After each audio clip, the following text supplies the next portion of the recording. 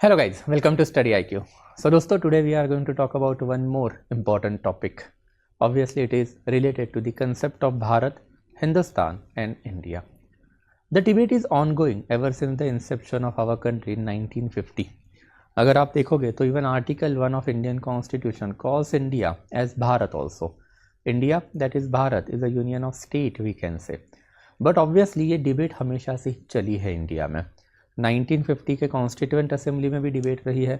Recently Indian penal code को भारत न्याय संहिता का जब दर्जा दिया गया तभी भी that particular debate was there कि why we are focusing more upon Bharat rather than India. And यही चीज़ समझने के लिए I thought of making a video कि यू नीड टू अंडरस्टैंड कि concept of Bharatvarsh, Hindustan and India है क्या. Without understanding this concept obviously it will be problematic for you to take any kind of the side in this debate. या फिर अगर आपको एक neutral perspective भी चाहिए तो भी वो नॉलेज इंपॉर्टेंट है ना कि इनमें से कौन से वर्ड जो हम लोगों को यूज़ करने चाहिए. And that is what we are going to understand today कि लेट्स एंटर भारतवर्ष या फिर भारत क्या है, हिंदुस्तान क्या है एंड देयर आफ्टर इंडिया क्या है. हमको इनका जेनेसिस देखना है एंड एक रफ इवोल्यूशन हमको देखना है. तो let's enter into this one. And obviously फिर सबसे पहला वाला जो कंसेप्ट हमारे पास अवेलेबल है that concept is Bharat. Bharat ये वाला वर्ड जो है ये इनिशियल लेवल पे आया कहाँ से. अभी रिसेंटली मैंने एक डिबेट सुनी थी जहाँ पे फिर कुछ लोगों का कहना आ गया कि भारत ये वाला वर्ड रामायणा से आया हुआ है. बट फिर as a historical fact Ramayana much later time period में लिखे गए हैं ना. During the time period of the Gupta period it is widely believed कि इनिशियल वर्जन ऑफ रामायणा लिखे गए. एंड ऑब्वियसली फिर रामायणा से पुराने टेक्स्ट है हमारे पास that is Vedic literature. And obviously Vedic literature as you might be knowing Rigveda, Samaveda, Yajurveda, Atharvaveda. इसमें जो ओल्डेस्ट लिटरेचर है इंडिया का जो माना जाता है that is Rigveda only. Bharat का इनिशियल वर्जन हमको ऋग्वेदा में ही दिखाई देता है. Rigveda is a book that is basically divided into 10 different mandal मतलब वॉल्यूम. एंड ये जो 10 डिफरेंट मंडल है उसमें से जो 7th वॉल्यूम है जो one of the oldest volume माना जाता है उसमें हम लोगों को इनिशियल टाइम पीरियड में भारत के रेफरेंसेस दिखाई देते हैं. Rigveda has mentioned one specific battle called as battle of Dasarajna. ये बैटल ऑफ दसराजना जो है काफ़ी सिग्निफिकेंट बैटल माना जाता है back then. Battle of Dasarajna it occurred in between 10 kings on Indian side. 10 Indian kings जिसमें से 5 आर्यंस रहे हैं एंड देयर आफ्टर 5 जो है नॉन आर्यंस रहे हैं. तो 5 Aryans and 5 non Aryan kings ने मिलके ये पर्टिकुलर बैटल जो है खेला. इनके काउंटर में रही है फिर भारत ट्राइब. भारत ट्राइब के उस जमाने के जो लीडर है इनका नाम था Divodasa. Divodasa was the leader of the Bharat tribe and Divodasa is basically portrayed as an invading tribe on our country. It is widely believed as per Rigveda कि दिवोदासा इनिशियल टाइम पीरियड में हिंदू कुश रेंजेस के उस तरफ मतलब मॉडर्न डे पर्शिया या फिर ईरान में रहा करते थे.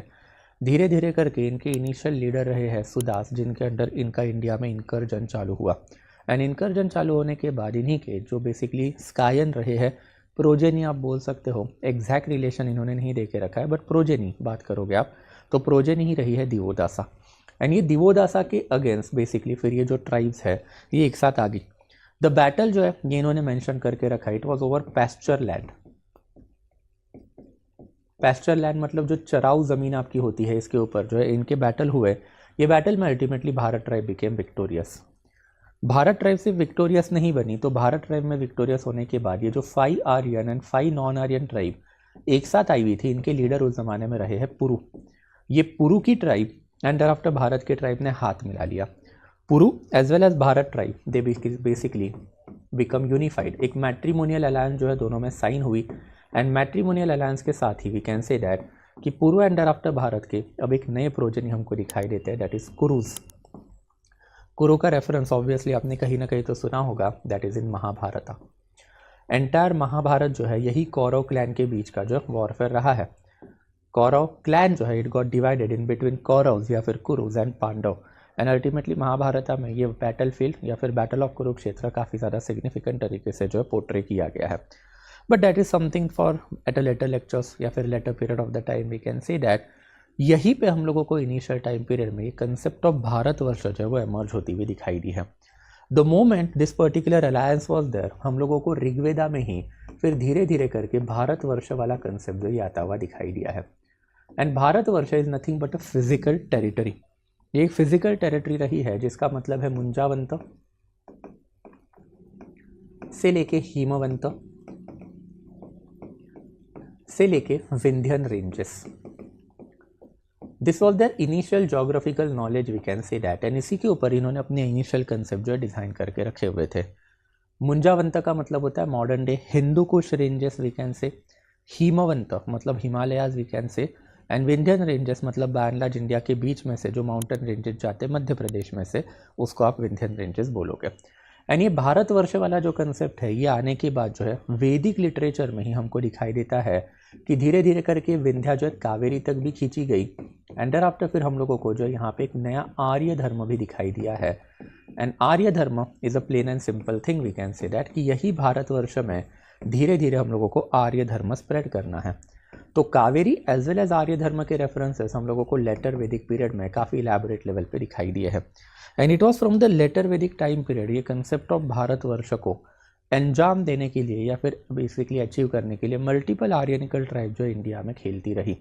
इनिशियल टाइम पीरियड में ये लोग जनपदा में डिवाइड थे, धीरे धीरे ये लोग महाजनपदा में कन्वर्ट हुए। एंड महाजनपदा में फिर Magadha Mahajanapada under Mauryans become victorious.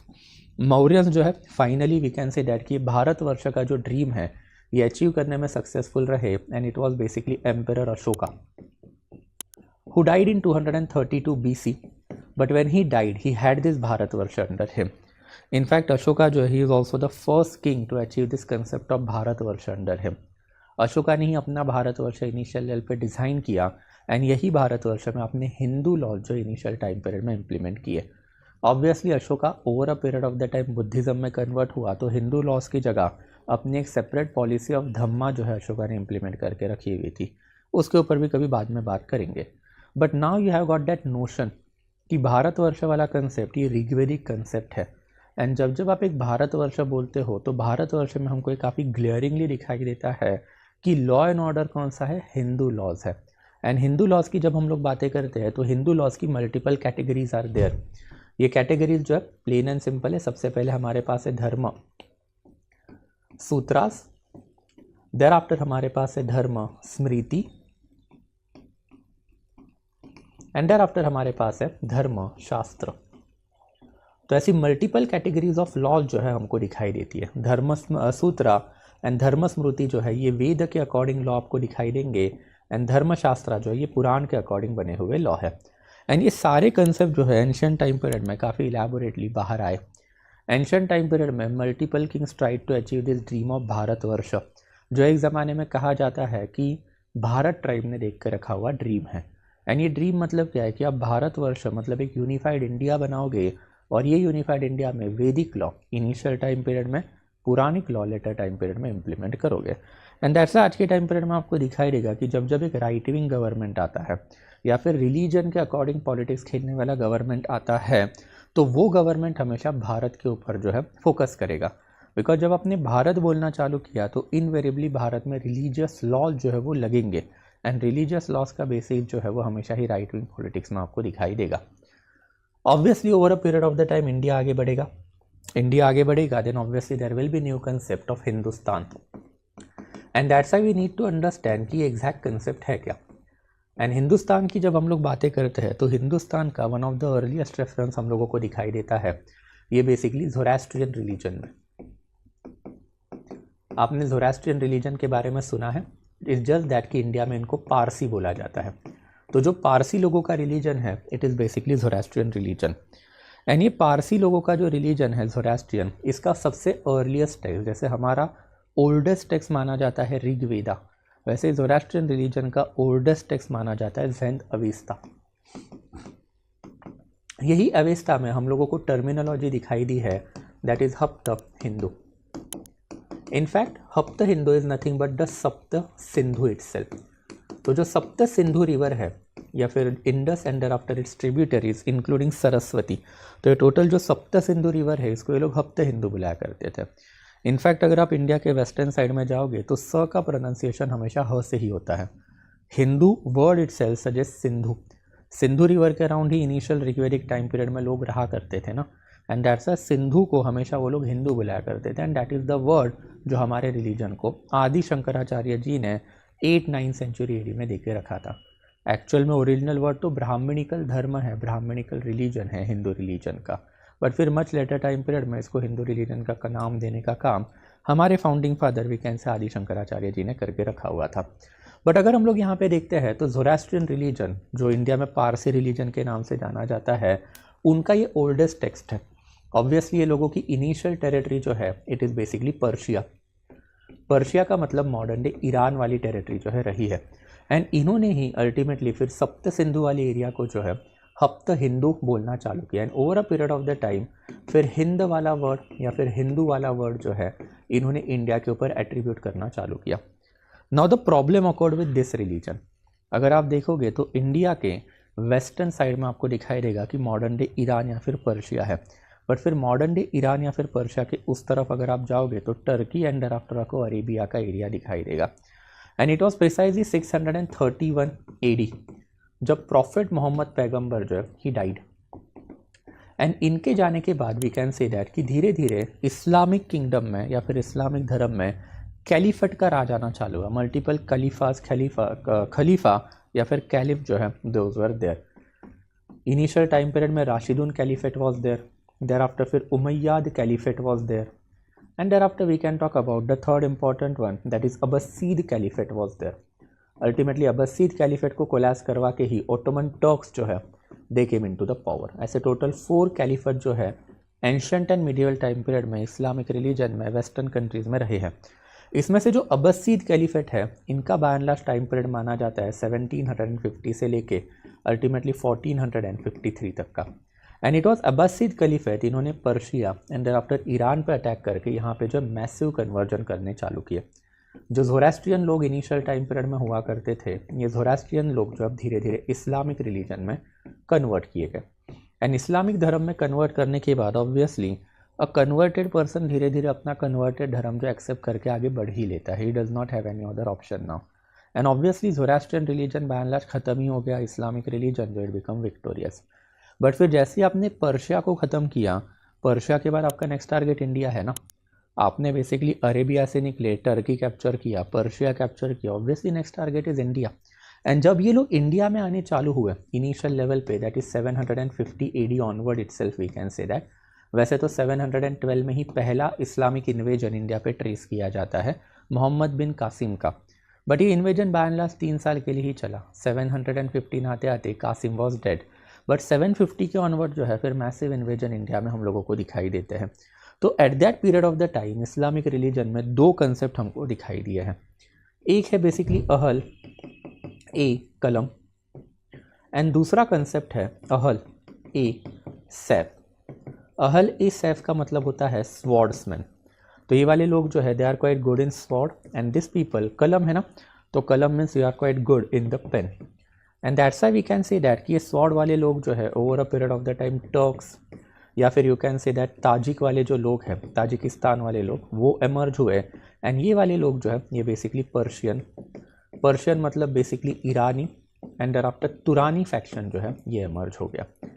धीरे धीरे करके लोग इंडिया में आ गए, इंडिया में सेटल डाउन हो गए, एंड सेटल डाउन होने के बाद इन्होंने अपने सल्तनत निकालनी चालू की। तो सल्तनत में कॉम्पोजिशन काफ़ी इंपॉर्टेंट है। जैसे अगर आप एक हिंदू किंगडम देखोगे तो फिर क्षत्रिय रूल करेगा, ब्राह्मण जो है एडमिनिस्ट्रेशन लॉ संभालेगा। वही वाली चीज़ इस्लामिक किंगडम में क्या होता है कि अहल ए सैफ जो है स्वॉर्ड्समैन, ये टेरिटरी कैप्चर करके सल्तनत बनाएंगे, रूल करेंगे, और इनको एडमिनिस्ट्रेटिव असिस्टेंट जो है ये पर्शियन फैक्शन जो है देता था। बट फिर पर्शियन फैक्शन हमेशा से ही इंडिया को क्या बोलने का काम करेगा, देन ऑब्वियसली हिंदू बोलने का काम करेगा, एंड यही हिंदू वाला concept over a period of the time फिर आपका हिंदुस्तान जो बन गया। And that's a medieval time period में एवर सिंस अगर हम लोग सल्तनत देखते हैं या फिर वी कैन से अगर हम लोग जो है मुगल्स देखते हैं, तो सल्तनत एंड आफ्टर मुगल्स के टाइम पीरियड में ये हिंदुस्तान वाला कंसेप्ट हमेशा चला।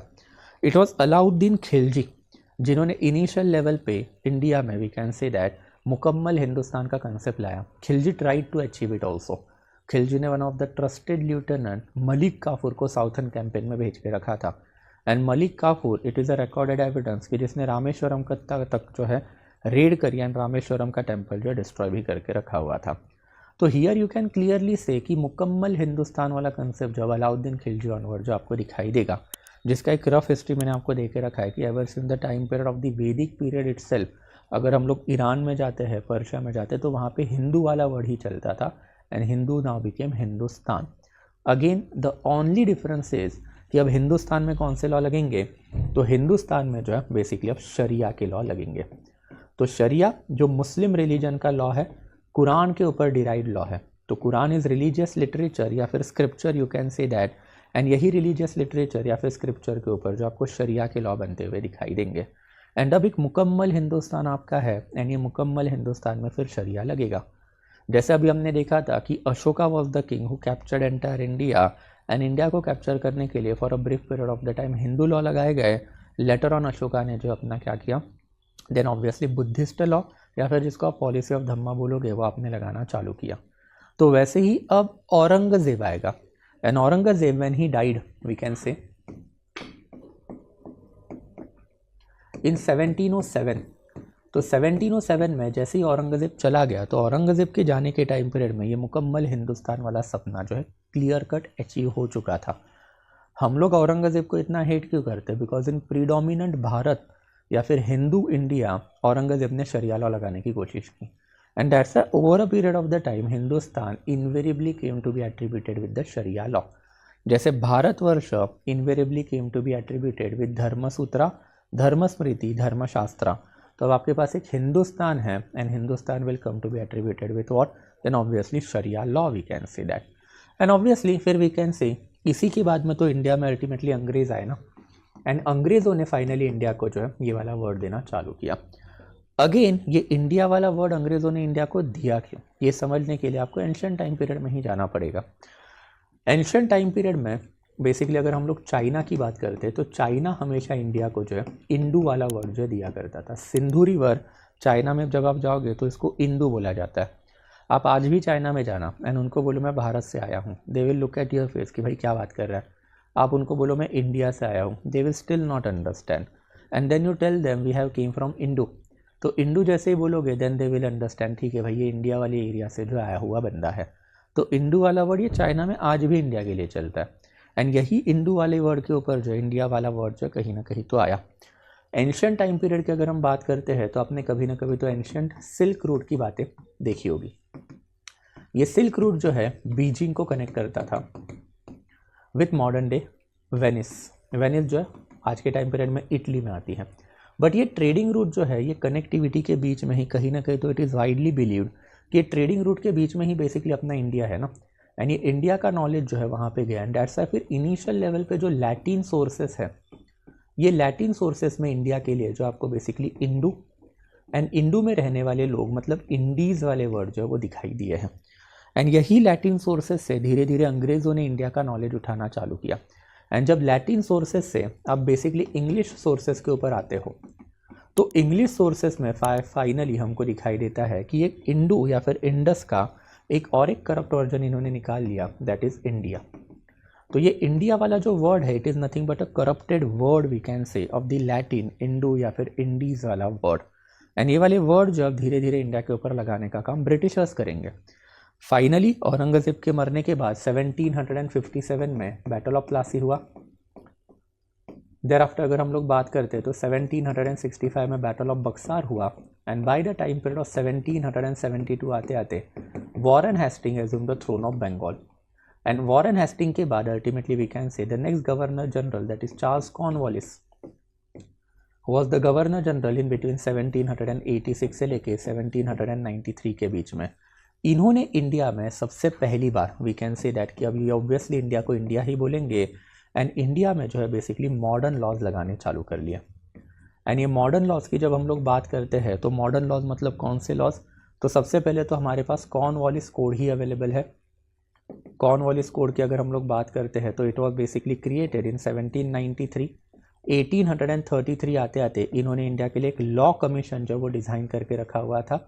एंड फाइनली अगर हम लोग बात करते हैं तो 1860 आते आते इंडियन पीनल कोड जो इन्होंने इम्प्लीमेंट कर दिया। And that is what modern India is all about. जब आप इंडिया की बातें करते हो तो ये प्योरली ब्रिटिश कंसेप्ट है, बट फिर ब्रिटिश कंसेप्ट के साथ साथ what you need to understand कि यही वाले कंसेप्ट में आपको इंडिया में मॉडर्न सेक्युलर लॉज लगते हुए भी दिखाई देंगे। एंड यही मॉडर्न सेक्युलर लॉज के ऊपर अब आपके पास इंडिया है। इन नटशेल अगर हम लोग बात करते हैं this concept as it evolve, तो आपको क्लियरली दिखाई देगा कि आपके पास एक भारतवर्ष है एंड भारतवर्ष में फिर एक राजना का राजा होगा या फिर राजना का पावर होगा। राजना, रा का मतलब होता है लीडर, जन का मतलब होता है ट्राइब।